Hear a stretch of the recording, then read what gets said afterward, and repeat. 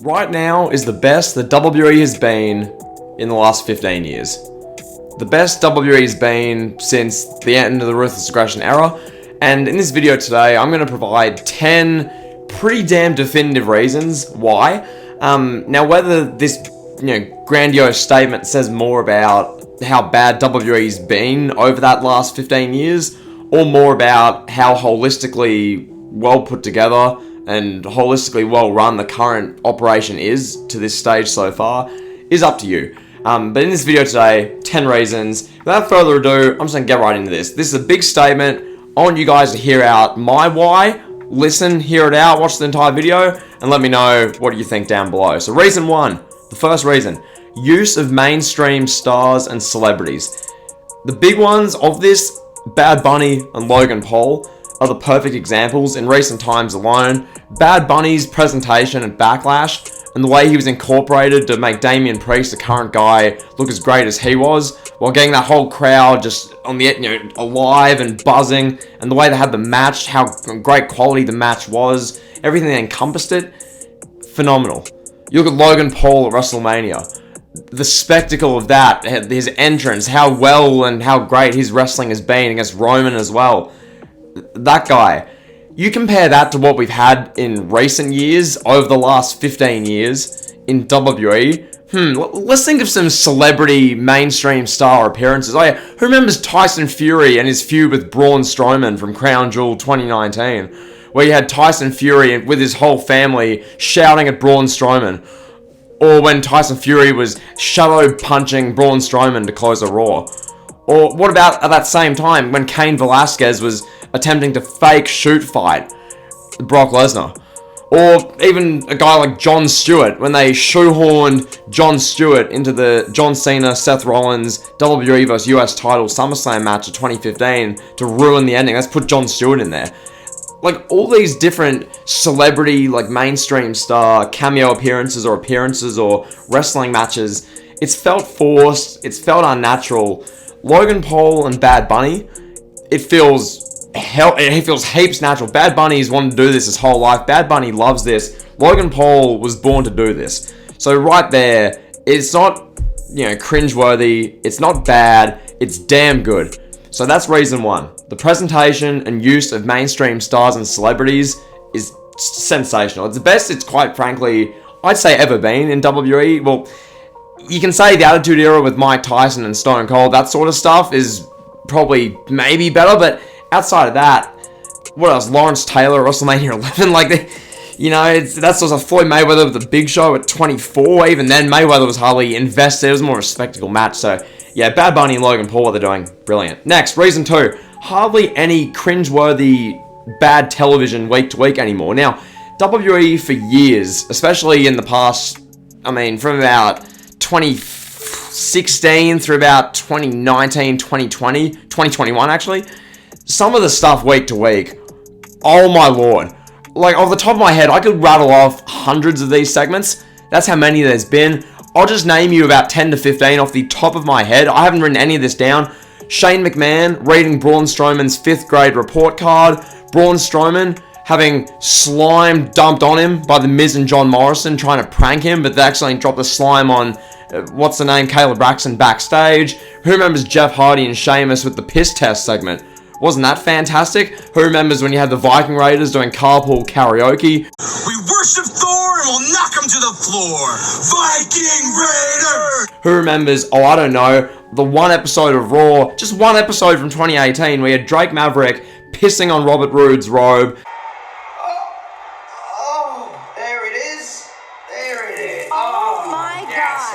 Dean Ambrose getting needles in his ass, then the next week coming out in the Bane mask for no reason, an hour of Constable Corbin for no reason, and Nia Jax doing a horrific Ronda Rousey impersonation promo in one episode. And that's just off the top of my head, basically. There's been that much stuff, especially in the years past, where you've watched it, and look, Backlash alone, 2 years ago, the Damian Priest match was some weird Army of the Dead zombies cosplay thing where zombies were literally eating The Miz and The Miz ruptured his ACL from that. 2 years later, now in 2023 WWE, Damian Priest having a blockbuster, marquee, mainstream match against one of the biggest musical artists in the world, one of the biggest celebrities in the world, Bad Bunny. 18,000 people sounding like 60,000 people going nuts for 25 minutes in this match. It's a 9-day difference.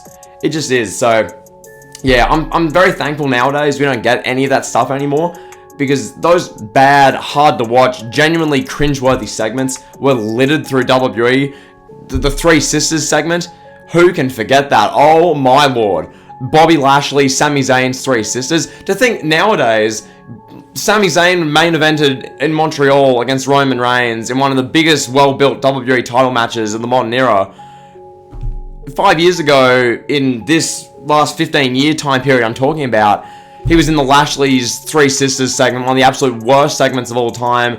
Bayley, This Is Your Life. Like, all this crap, all this rubbish.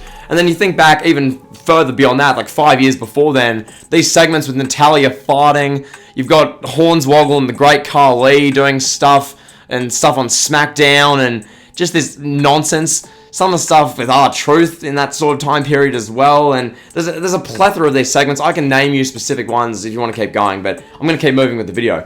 Reason 3, the best top babyface and top heel combo in over a decade. No debate. Current Cody Rhodes, 2023 Cody Rhodes, the best top babyface since John Cena, and I'm not even hearing an argument for anyone else. Daniel Bryan had a nice run where he was really over for like 6 months, but nothing on this current Cody Rhodes version. As far as a holistic, mainstream, marketable figure, the entrance, the presentation, the attire, the merch sales, all of it, the in-ring quality, he can go against anyone. It's believable with Cody against anyone, and just Cody does it so well. The promo work, all of it. Cody has that whole package as a top babyface, top heel, like a demigod, unbeatable final boss, Roman Reigns, who's held the titles now borderline 1,000 days, who's done one of the all-time great championship reigns. That's your top heel. So you look at those guys.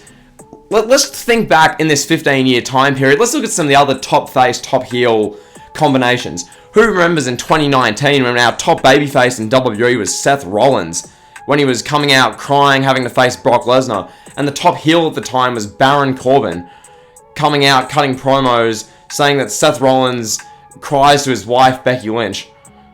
Who remembers that? Well, let's maybe go to 2015 through 2018 when WWE had top face, babyface, big dog Roman Reigns, and the top heel was Brock Lesnar, who was showing up like once every 3 weeks, looking disinterested, not saying anything as Paul Heyman cut the promos.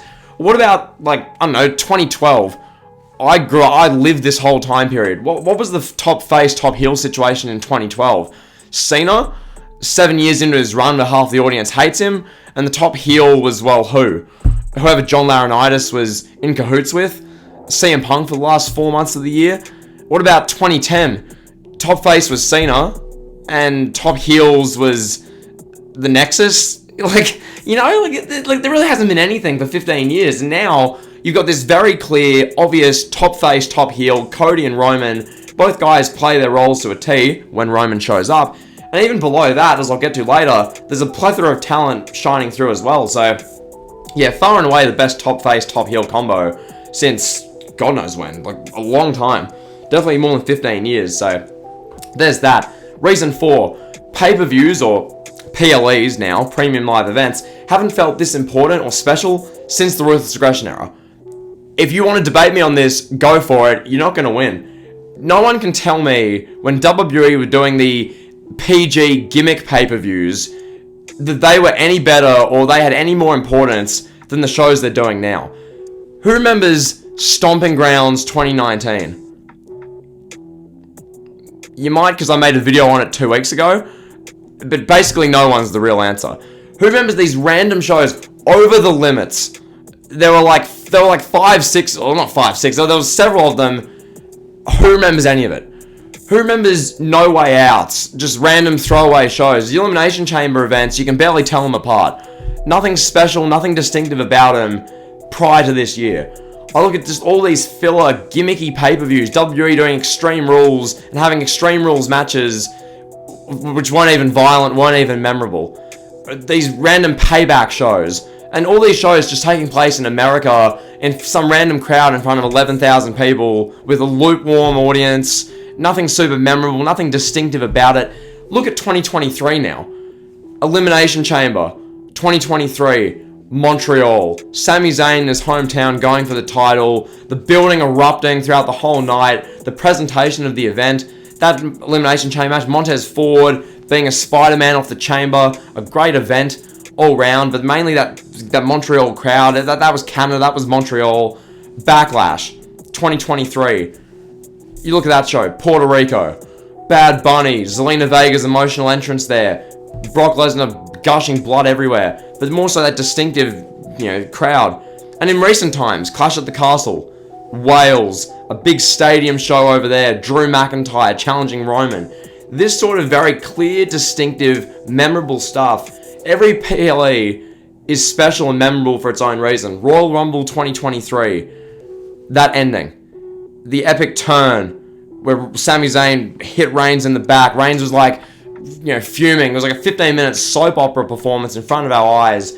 Cody winning the Rumble, that sort of stuff. A big stadium event. WrestleMania 39. The best WrestleMania since WrestleMania 30. Some would argue WrestleMania 28. Some would argue even WrestleMania 24. One of the great WrestleManias of modern times. And the presentation of all that. You look at those shows, none of these other years can hold a candle to it. 2015, for instance, who remembers Elimination Chamber 2015? Who remembers Payback 2015? Who remembers Extreme Rules 2015? Who remembers Money in the Bank 2015? Just these random shows. You might remember one or maybe two matches from that entire time period, but nothing about the show was really special. Maybe outside of one match, it wasn't because of the crowd or the feel or the aura or the atmosphere.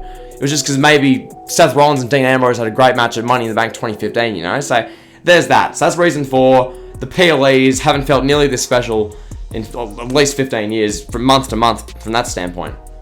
Now, reason 5. Wrestlers are getting the right reactions. Who remembers for the last 10 years, basically, when shows would get hijacked every other week because a guy deserves it, or fans want to see this wrestler and they just hijack a show? The hijacking of shows made shows painful to watch. As a neutral, if I'd tune out for 2 months, I wouldn't know who to cheer for. I'd turn the show on, and the person who WWE is presenting as a face, 70-80% of the audience is booing them. So I don't know what the hell to think. I'm confused. I'm showing I'd show a friend this, and they go, am I supposed to cheer for this guy? Are they a face? Are they a heel? What's happening? That's what friends in real life would say to me. Now, you hardly ever see nowadays wrestlers getting the wrong reaction, hijacks of shows. The one recent example, the recent exemption, was that Bianca Belair, Io Sky situation at Backlash, which was very interesting. We'll see where that goes.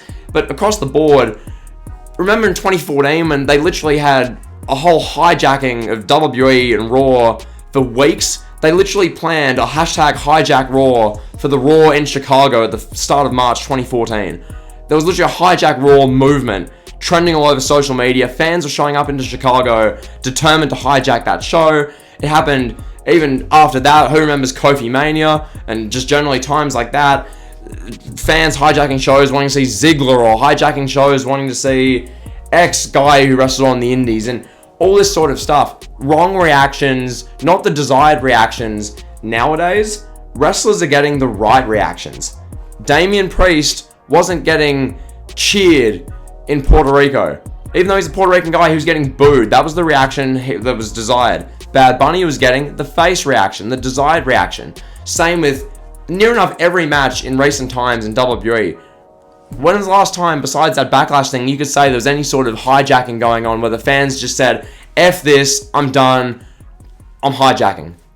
Can you think of that? Because I struggle to. Maybe there's some recent examples I'm not thinking of, but generally speaking, that hasn't happened, and that's a big reason, a big tick why WWE is doing a lot right now. Now we move. Reason 6. A focus on the future.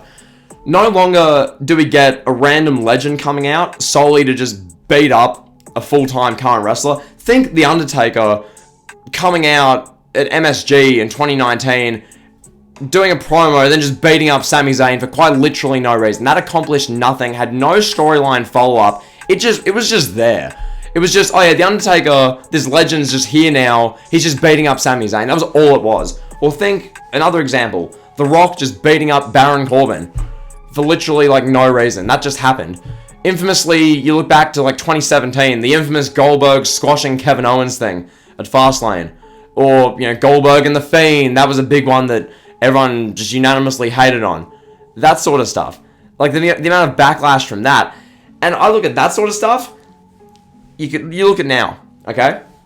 Let's look at Backlash, for instance, as a prime example. When you have legends getting involved, working with current talent, at Backlash, we had Carlito make a shock return to save Rey Mysterio in the storyline and fend off the evil Judgment Day, Dom Mysterio and Finn Balor. Then Savio Vega, a legend of Puerto Rico, came out and scared off this stable.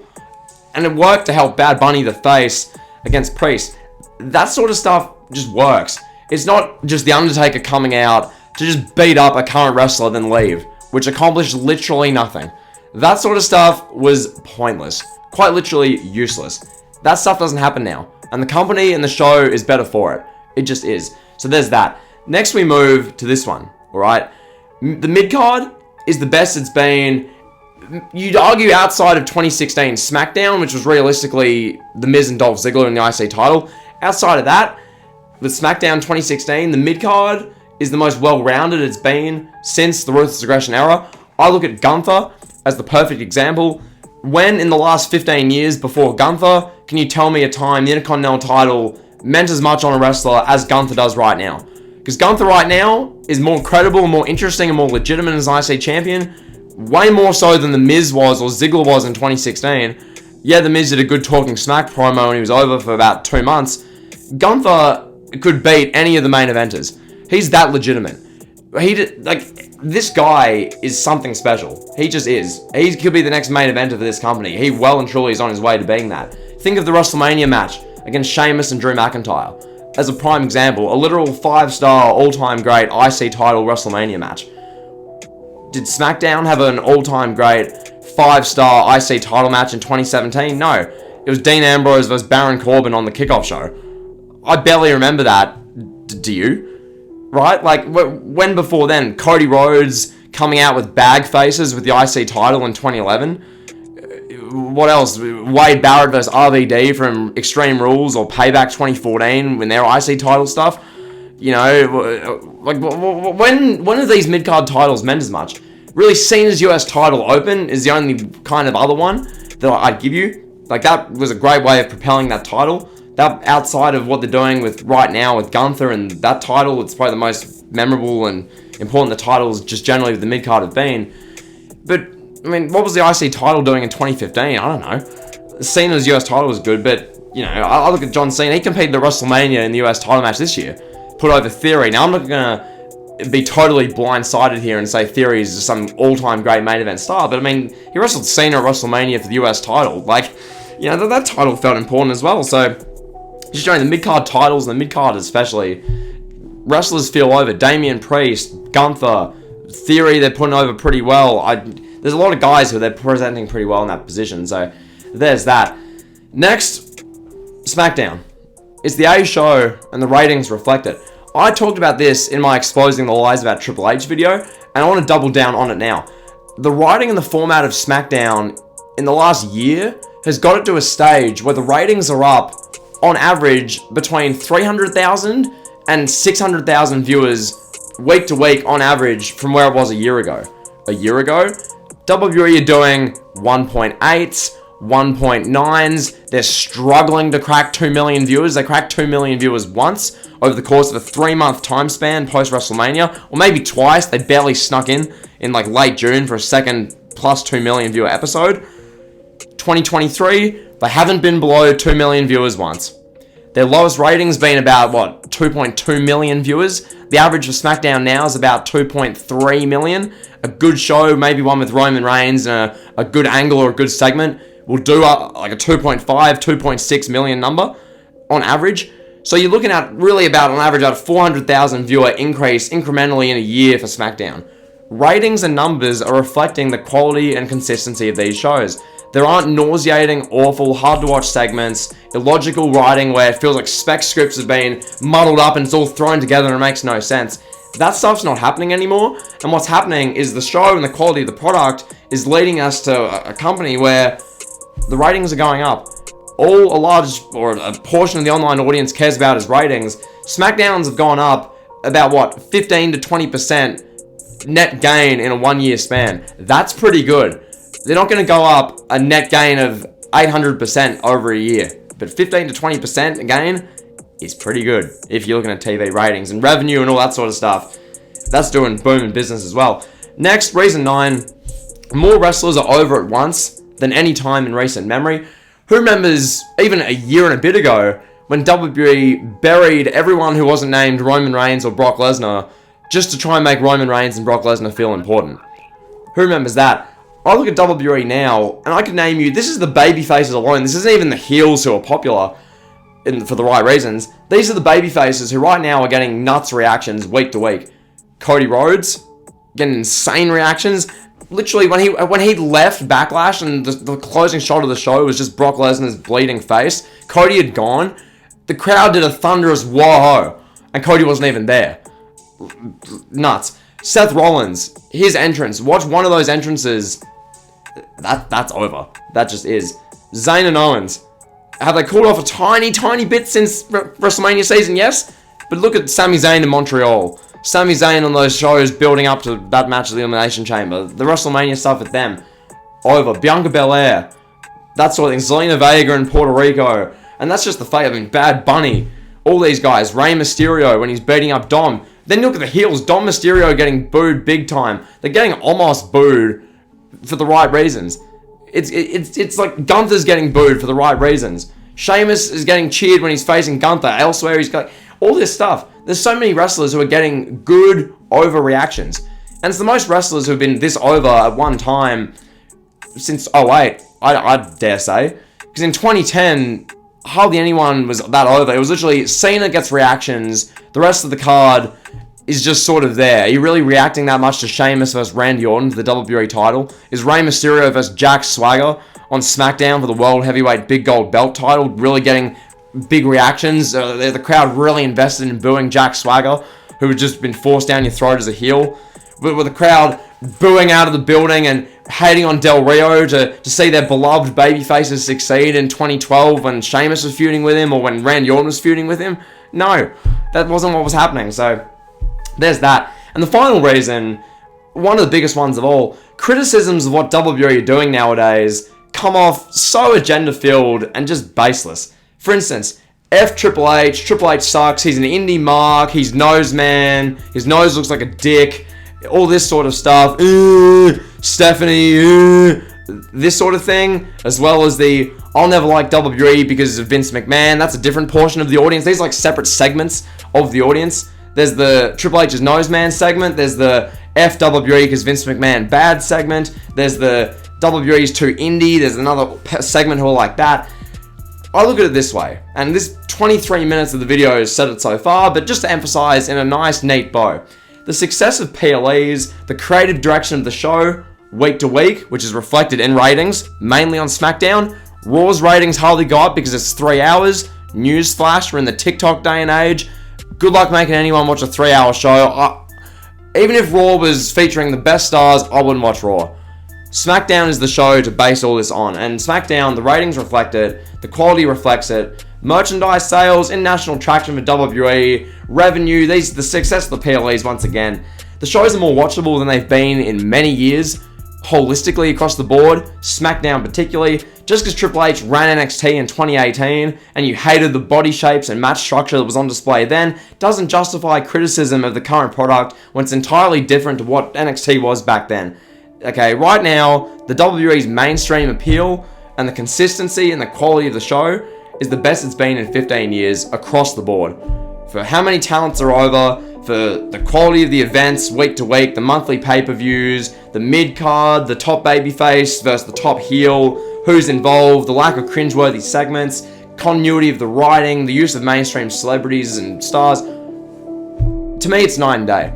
Certain periods in WWE's last 15 years have had some positives. There's been some good things, be that, you know, a great match here, or a really good storyline here, or an angle that was done really well. But that's not the holistic company.